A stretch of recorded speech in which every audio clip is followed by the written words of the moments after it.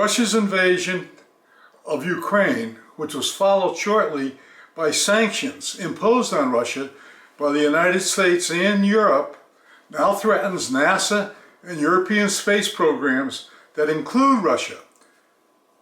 NASA and Russia's space programs are entwined in many ways that can't easily be separated. In addition, Russia is closely involved with European Space Agency programs involving Arianespace, which use the Roscosmos, Baikonur, and Vostochny Cosmodrome spaceports, as well as the French Guiana Spaceport for launches.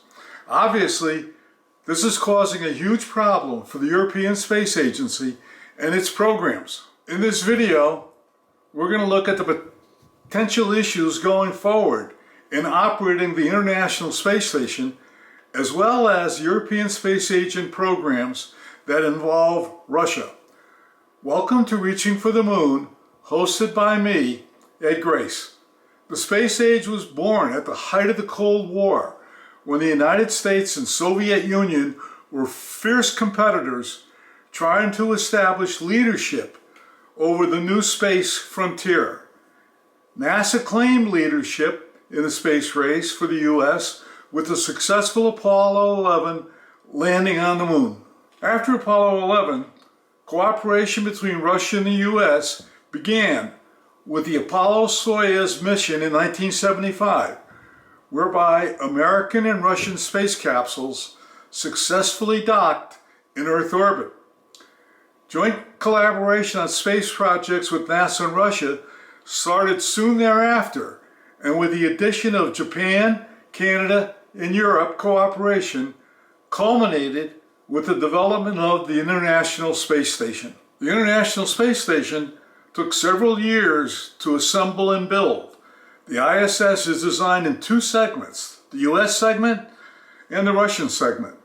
There are also two mission controls, Johnson Space Center in Houston and Roscosmos in Moscow. The segments are technically separate and could be closed off from each other, but they are mutually dependent upon each other in many ways. There's been at least one astronaut and one cosmonaut on board the ISS at all times since it was first occupied in the year 2000. The International Space Station operates in a low Earth orbit about 400 kilometers in altitude and has a mass of more than 430 kilograms. However, the International Space Station is in a slowly decaying orbit and needs to be boosted periodically in order to maintain its Earth orbit.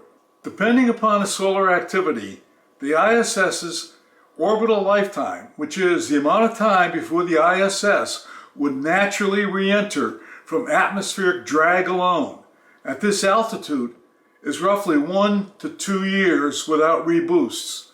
Thus, the ISS cannot remain in orbit indefinitely. It will naturally fall back to Earth. In addition, in the past, the ISS has changed orbits to avoid space debris and will need to be able to do so in the future. Previously, NASA's Space Shuttle program provided the boost when the ISS needed to change its orbit. Since the cancellation of the shuttle program, the Russian segment using the engines of Russia's Progress cargo ships has been used to boost the ISS as needed. Without support from Russia, how will the ISS get its boost when needed? Fortunately, the latest version of Northrop Grumman's Cygnus supply capsule, which was launched to the ISS recently, does include some new ISS boost capabilities. How much of Russia's orbit-raising capacity can be replaced by Cygnus remains to be seen. At the present time, cooperation between Russian cosmonauts and NASA astronauts continues uninterrupted, as does communication between the two mission controls. Hopefully, cooperation will continue uninterrupted. Okay, that's the status of the ISS operation as we are now operating today. Okay, what's happening between Russia and the European Space Agency? Roscosmos recently made a decision to withdraw from Europe's spaceport, French Guiana, and from the Baikonur, as well as the suspend all Soyuz launches from Europe's spaceport. Scheduled for liftoff on March 5th, a Soyuz rocket loaded with 36 OneWeb satellites became the first space launch canceled as a result of the Russian war against Ukraine. Preparations for the OneWeb mission were put on hold with the rocket already on the launch pad at the Baikonur Cosmodrome. No one can predict what's going to happen next.